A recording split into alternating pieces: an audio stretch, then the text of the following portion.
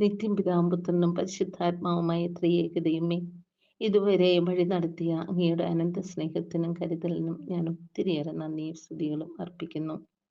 ഞാൻ സിസ്റ്റർ ജോളി. ഒത്തിരി വർഷങ്ങളായിട്ട് എൻ്റെ കണ്ണിന് ഭയങ്കര അലർജിയായിരുന്നു. കണ്ണുകൾക്ക് ഭയങ്കര ചൊറിച്ചിലും ചുമപ്പും, അങ്ങനെ എനിക്ക് ഒത്തിരി അസ്വസ്ഥതയും വിഷമവും ആയിരുന്നു. ഒത്തിരി ചികിത്സകളും നടത്തി, എന്നിട്ടും തീർത്തും മാറുന്നില്ല.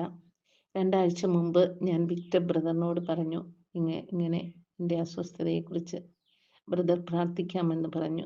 പിന്നെ ബ്രദർ എന്നെ വിളിച്ചിട്ട് പറഞ്ഞു, രാവിലെയും വൈകുന്നേരവും മാതാവിൻ്റെ രക്തക്കണ്ണീർ ജപമാല ചൊല്ലി കാഴ്ചവെക്കണമെന്ന്.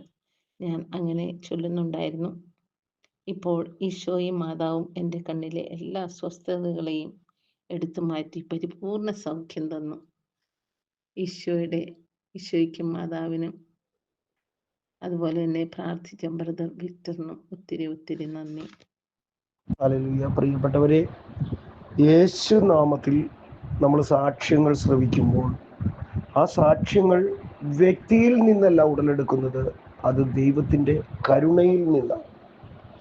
ദൈവത്തിൻ്റെ കരുണയിൽ നിന്ന് ഒരു മനുഷ്യനിലേക്ക് രോഗശാന്തി വരങ്ങൾ കടന്നു വരണമെങ്കിൽ അത് സ്വീകരിക്കുന്ന വ്യക്തി പൂർണ്ണമായി യേശു ക്രിസ്തുവിൽ അടിയുറച്ച വിശ്വാസവും പൂർണ്ണതയുമുള്ളവനായിരിക്കണം. യേശുക്രിസ്തു ആരിൽ കൃപകൾ നിക്ഷേപിച്ചിരിക്കുന്നു അവരുടെ കൃപകളിൽ നമുക്കും വിശ്വാസമുണ്ടായിരിക്കണം. ദൈവത്തിൽ നിന്നുള്ള കൃപയാണ് ഉപയോഗിക്കപ്പെടുന്നതെന്നും അത് ദൈവത്തിൻ്റെ ശക്തിയാണ് പ്രവഹിക്കുന്നതെന്നും ആ വ്യക്തിയല്ല അവിടെ പ്രവർത്തിക്കുന്നതെന്നുള്ള ബോധ്യത്തോടെ വേണം നമ്മൾ ശുശ്രൂഷകളുടെ മുമ്പിൽ അത്ഭുതങ്ങൾ സ്വീകരിക്കുവാനായിരിക്കേണ്ട. പ്രിയപ്പെട്ടവരെ, ഇപ്പോൾ നിങ്ങൾ ഈ കേൾക്കുന്ന സാക്ഷ്യത്തിലെ ഈ സിസ്റ്റർ ഒത്തിരി കാലങ്ങളായി ഈ രോഗത്തിൻ്റെ കഷ്ടതകൾ അനുഭവിക്കുന്ന ഒരു മകളായിരുന്നു. കാരണം വിവിധ രോഗാവസ്ഥകളുമായി വിവിധ ആശുപത്രികളിലും വിവിധ ഡോക്ടർമാരെയും കണ്ട് ഒത്തിരി ട്രീറ്റ്മെൻറ്റ് ചെയ്ത, ഇപ്പോഴും ട്രീറ്റ്മെൻറ്റിലായിരുന്നു ഓൾറെഡി. അതിൻ്റെ ഒരു പ്രതിഫലമോ കുറവോ ഒരു കാലത്തും അനുഭവിക്കാൻ ആ സിസ്റ്റർ കഴിഞ്ഞില്ല. ആ സിസ്റ്റർ ഇതെന്നോട് ഈ രോഗത്തെക്കുറിച്ചൊന്ന് പറഞ്ഞു കഴിഞ്ഞപ്പോൾ ഞാനും ആ സിസ്റ്ററും കണ്ട കുർബാന ഒരേ സമയം നടക്കുകയാണ്, ഞായറാഴ്ച കുർബാന. ആ കുർബാനയ്ക്കകത്ത് ഞാൻ ഈ സിസ്റ്ററുടെ അവസ്ഥ സമർപ്പിച്ചു. കർത്താവ് എനിക്ക് തന്നൊരു മെസ്സേജാണ്. കുർബാന കഴിയുമ്പോൾ പുറത്തിറങ്ങുമ്പോൾ ആ സിസ്റ്ററുടെ കയ്യേൽ മാത്രം പിടിച്ച് നീ പ്രാർത്ഥിക്കുക, ഞാൻ ഇടപെടുന്നു.